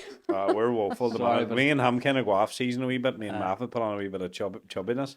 Speak for yourself. Maff, you have a fucking double chin. You're like my uncle's blanket. Here, Ah, I need to cut sit that. in the middle of you. See when we were on my stag party in Albufeira, he had a kebab, and I'll never to this day forget about it. I actually have I nightmares. swear, I was chatting. Why? Biggest That pile was of the shite. I wo- was just chatting, and the tears run down my I think face. there were was just- docking leaves and everything in it. Whatever. It I was was- like docking leaves. You smelled it and left it down, or was Oh, I smelt it, never even opened the it? bag. It was unreal. I was drinking all day. Like It was something out of. I fell the first night. Oh. I was sitting on the chairs and I was kind of right, like, because we're drinking all day. But a foggy Red Bull in the pub just got pure packed. Next thing, I fell back in the chair and I took the two tables with me. And your boy, fair play to the people in the bar, like, they come up to me and they're like, "You need to go to the hospital." It's because they can see you under your arms. You can see the bone. I was like, "No, I'm grand." Put plaster on it. Put a plaster on your boy. She said, "No, you need to go." So He the- started sucking blood. Fucking the casualty was 50 miles away. Oh. So we had to get in a taxi. Me and Jason Quigley. It was Here, €180. how is it so far from Albufeira where it's constantly going to I happen? know. But there is one, but they says you go to it and they probably stitch your toe to your hand. Like, Oh, okay. Or you fair get enough. AIDS again. aye. Oh, jeez. Okay. Favorite movie, Hannah? So, do you know the way you have favorite movies and you have the one that's actually your favorite, but the one you talk about that's like more respectable? So I have two. My Right, okay. favorite one that I'm like, it's okay to say this, is Midnight in Paris. Do you know that Woody Allen film? No. It's Owen Wilson and Rachel McAdams. It's gorgeous. It's about a guy that keeps going back in time every night at like 12 p.m. to all these different artists. It's really good. But then my like guilty pleasure one is My Best Friend's Wedding. I always watch that over and over. That's a good one, isn't it? My best friend's. That's I never such a watched good- near them. Oh, I Do you thought know you a meant movie your where you actual can best talk- friend's wedding video. Oh, no. Was that what you said? I actually thought she meant watching back her best friend's wedding video. Oh, right. just crying away. No, my best friend's wedding. Never seen it. I was the priest for my best friend's wedding, and I messed it up really bad. Everyone was fine about it, but I wouldn't want that back. Like you married them? Yeah, Away. I know. It's You so were a cool. priest? Well, as in whatever whatever you call it, the Oh, celebrant. But I didn't aye. do any. You know, they were already married, but I did it at their All ceremony. right, Oh, that's did you? class. Yeah, I got yeah, to celebrate. yeah, yeah. It was good. Did So you? good. Aye. What do we call her again? Father Marty. I wasn't a celebrant, she was. Oh, you got it for your wedding. Aye, I got to Nice. celebrate too at Christmas celebrations. Cut that out. Were you ever in number 9 Market I love Square? that place. Isn't he the most passionate chef Aye, ever? he's very good. He just loves what he does. Well, I was And in they're there great. on Saturday night. And not just he was we had him on the podcast and he sponsored and it was brilliant. Oh. But I went up and him after and I says, I'm not just saying this because I know you and stuff, but that was the nicest dinner I've had Oh, it in was a lovely. very long day. I've He's never great. ate anything as fresh. Yeah, he's just, and he does weird flavors and all that he's really passionate Oh, about. He's so like great. it was incredible, and I would highly recommend anyone. And even, do you know the staff? Like even they're so they're not, but there's nice people out there, but they're just genuine. You know, they're nice people. They're not Yeah. trying to be, but brilliant experience. So if you are about, folks, try number 9. Brilliant spot. What else? I just want to give a wee shout out to my wee cousin Savannah. She won the, I don't know what age group, but she won first McCool's in Balbuffet. Her and her team won. She scored 2 goals in the final. They're all talented footballers. And we're going to send her down a wee hat because she's mad about the podcast and mad about family. Don't know why, Oh. but thank you. Well done, Savannah. What's her name? And thank you for purchasing a hat. I'll put my envelope up. Give her a shout out to Savannah and all her friends at McCool's. Thank you very. I keep looking up here to the camera. Why is I that? don't know why you couldn't. That's your code. I heard of this excellent footballer called Savannah just randomly, and I'd love to talk about her because she's just so talented. You're Yeah, getting wherever sacked. she is, I hope she's listening to this. You're getting No, well done, Send her Savannah. some free merch for sure. We yeah. are going to send her a wee hat down. Maffa's going to get a DVD driver delivered, so we'll be there now next April. They're that busy. Well done, Savannah. Very good. And that was a terrible shout out, but you know we meant it. It's probably When it's 'cause of bad, you know it means it. because of my cousin. I just want to say too before we go, folks, that I've seen something very, very special online. I don't know if you've seen it. The bear run. Bear on now. Bear run. Bear on these all fancy cars and Wow. is But he this does in charities. Dundalk? He does a charity throughout the year, but he don't have like a toy appeal. And I was watching the video and I sat there and I nearly started crying. Such a Love that. warming. yeah. What a gesture that is like. Do you And have a link to him or something? Do we donate toys to him? Is that? I that's don't know what. Do they get it out of their own money or what? I think they. no. buy Do it. they We not? could- They put an appeal out. Whereas if you've like toys, No, they're all new.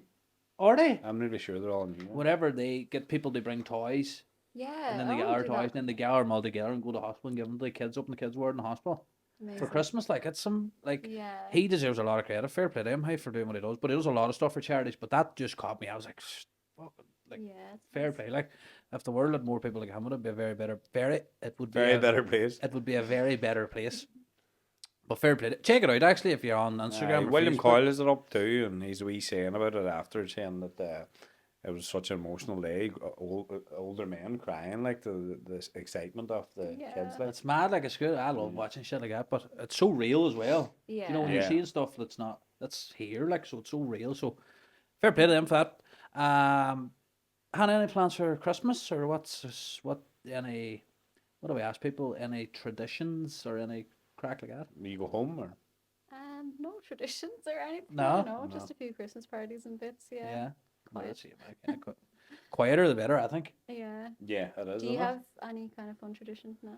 Funny does he goes down with all his ancestors' family and have a good time. Oh my god. Sorry, I do apologise. Heidi, No, hold on. I want to give a wee shout out to my wee cousin Savannah that her and her McCool's team won their final on Saturday. She scored 2 goals, so we're going to send her down a hat from me and Vinny. Perfect. Hannah, you I anything want to to say? give Savannah something. What can I give her? What does she like? Do you want to do Pilates? Yeah. What age is she? Well done, Savannah. I don't know what age she is, to be fair. 42 on the I only phone. met her. Her name, I her only name is met her Susan. last It's couple of like days. Savannah. The whole football team will add up to your planning class. So well done, Savannah. Yeah, Well yeah. done, McCools. We'll send you a wee hat your way. Thank you. Thank you very much. One hat between all of you. Is it too early to talk about Christmas? We don't have a Christmas tree up. No, I don't think so. It's all around. So First yeah. December. Now. 1st December, Oh, the fuck, it's Advent 1st December. calendars, the what do you call them? Elf on the Elf. shelf. Elf on the Shush. shelf. Will you stop? I love that. I'm going to put one up there. Yeah. Are you? Why were you? Why did it? Yeah, all my we haven't been together so long for Christmas. All my family, because sisters live away and have their own families and stuff. Your family don't even love you, so fuck up. We don't go near you. Oh, sorry. Oh my god. Yeah, so we're all getting together and we've rented a house in Rathmullen. That's the perfect Yeah, thing so to we're do just for going to Christmas, lie yeah. in and eat everything. And there's Nice. 19 of us, so we're all together, kids, everything. So that's great. We're going to play Spin the Bottle. Don't wear a shirt, don't I, Matt? If you take one of your wee niece's eyes out with your buttons busts. What does that mean? Folks, Math come was back on in about 81 weight. where Mafa's going to have his head tattooed. Oh, jeez, you have to cut that part. Sorry, Hannah, we get a wee bit deeper. We're going to end it now because it will get a Because wee we bit do higher. get a wee bit rotten. That was in your tea. Like. Just want to say a massive thank you, folks, to this week's episode sponsor, Be Strong. Check out Oshin on Instagram for all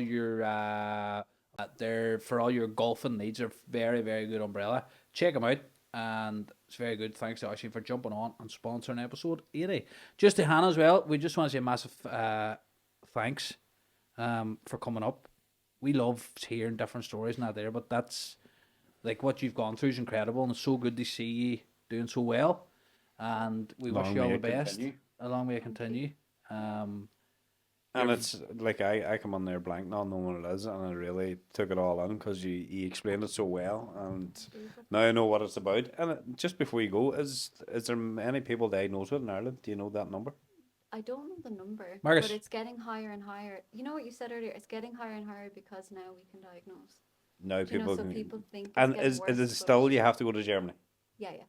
Only 100%. Germany? Jeez, you Yeah, think you could just yeah. open a lab here to Ireland fuck? labs. I know. Huh? Or just more sophisticated. Do you know how brave you are? I don't know how to answer that. Do you know how much money you spend? Like seriously, like I could go back through my taxes and all, but it's it But would it's be mad bad. to think, like, because people, we meet some incredible people, and you're one of them, like, that's so brave and so strong. Dude, it's mad to come through. But that's why I was asking you about your network, like, because you need to be so mentally strong and to come, like, Do you know what the weirdest thing ever? I have 2 Maine Coons, and I swear to God, they've been the best support in the world. You No know way. your pets? Like, do you know? it's what just- do you have? They're like giant cats, Maine Coons. You probably You're- remember them from delivering. one of them's called Joy. Yes, because your dog's called Yeah, Joey. that's right. I remember. I thought I was so original, and then your dog. No, you're class. Have you any photos of them there? Go and show them, right? The Yes, her my cats are phone's over class. there. They're, What is- if you what do look you up call Maine them? Coons, Joey and Alfie, Oh, they're class. they are so. And class. before you go But too, they- we- aren't they just therapy though? Animals though. Sorry. Go ahead. Before you Oh. go, we want to chat about the Yeah. Like my dog, like How do you it's a- spell it? Maine, M-A? M-A-I-N-E. Sorry? Like Maine. YouTube. How do you spell YouTube? M-A-I-N-E. What'd you say? M-A? I-N-E. Yeah. And then the next word is coon. You're gonna freak. You don't even have to like cats to like these. Oh, They're they're just unreal. amazing. Aye, They're they're like a class. bobcat. Oh, fuck. I'm obsessed with them. My friend has 2 of them. they're But he class. shaved, My- he shaved the back of the one of them You because have to they get shave knots. So that is a Maine Coon. Is it huge? Toners 2 or 3 of them. He does. And then he has one then, like, Oh my god, I want to have a play date with them. He Can you do does. that? and he's I like, really want to do a play date with other Maine Coons. but he lets them go outside and they come back. But he had one then that looks like a fucking cheetah or a tiger. It's Oh, like- that's the Bengals. That's but he yeah. went away and went away with the neighbours and comes back all the time. Oh, okay. Well, mine used to go into Stephen and Amanda's and sleep all day and then come home. That's not kinda fair. like So you you've see- 2 of them. Yeah, that's the colour I have. Are too. they dirty? No, they're such pets. I walk them on a lead when they go outside. Like, they're so... You used to Are run they away with the neighbours. dirty? Yeah. On that note, folks, They're we're going. class, so they're class. But no, all jokes aside, thanks a million for coming on. Thank spreading you. your, No, thank you for hopefully, having me. No hopefully problem. someone will be listening in and maybe Yeah. we'll help them. But if you wanna, you're pretty active on YouTube and stuff like that as well. So Yeah. we'll put your YouTube Oh, up there. sorry. Yeah, I know the YouTube we said about Pilates, but I have loads of Lyme disease stuff on it. Yeah, and so get a look at that diagnoses I too. got through the years because I had one video that's like PPPD and like Yeah. all these Yeah. things I thought I had. So there are loads of resources in those as well. check Hannah out on YouTube. Everything's on there because I think it could help someone, to be honest. Well, 100%. Rachel's article helped me. Yeah, Do you know, that's- that's yeah. just a Donegal funny, local eh? art- Yeah. Because I was thinking if you had been watching this 4 years ago and there's someone Yeah, here, you know, it might yeah. have been different or so whatever. But hopefully it will. 100%. Hopefully it will Yeah, I help hope someone. so. Yeah. Thanks again for coming on. That's it, folks. We are back. We are back next week with 81 with guess who? Me them and guessing. Lafa. No, we're not. Just the two of us. We're back on for episode 81. It's just the two of us. I'm finished for Christmas. I forgot to tell you. Um, If you're going to take a YouTube money, sure, I'm gone. we actually get a lot of messages about people actually, not no offense or not, but people actually like just us two on. I don't I like it. like that on a podcast too, every now and again. Yeah, we try it every now and again, but we love having guests on. But we're back now in episode You could 81. do like listeners' questions. Do you ever do that? I love that. Put it like a Put like questionnaire a out and questionnaire on Do you know Instagram. what? Do that. Put it It's up on so the page, fun ask doing us that. questions, and we You have could to be like answer. agony ants. that's That was a good. That's what we'll do. I thought we were not have somebody You're on well next week, or is that qualified the week for that. after? That's the week after. I just imagine the questions you spoiled again. Oh. I censor them. Give Hannah a hat too, Mark. We're going to give all our guests hat, will we, or just the nice ones? See how I I get can on buy with it. that. It's okay. That'll do, folks. See us after. Peace out. Thanks to Mark behind the camera for again absolutely doing nothing, just sitting there. He's still checking how many people have Lyme disease in the country. Though. Jeez, why you'd one job and he didn't even do it? Right? Oh, I forgot that. That's interesting. Do you know what he's But he's then thinking? again, He's that's looking for a the bird. diagnosis, right? It doesn't give an exact number. What's it say? It just says it's likely that between about 200 to 400 cases of the milder forms of Lyme disease occur in Ireland See, annually. That just takes me out. The milder forms. No, it's just not. But it says like diagnosed. it says 50 to 100 for the most severe form. Yeah, half of them. That's have only gone away and due that's to only anxiety. annually that occur annually. It doesn't But- say how Yeah, many I'd say people it's have. more. How many people out there like you? And how? Yeah, exactly. And like how many patients Lambert has on his own? I think it's just not documented yet. I imagine. Yeah. Yeah. Hopefully it's documented soon. On that note, thank you very much, folks, for tuning in. Subscribe on our YouTube because we're fucking getting there, boys. Peace out, folks. Good night and God bless. God bless.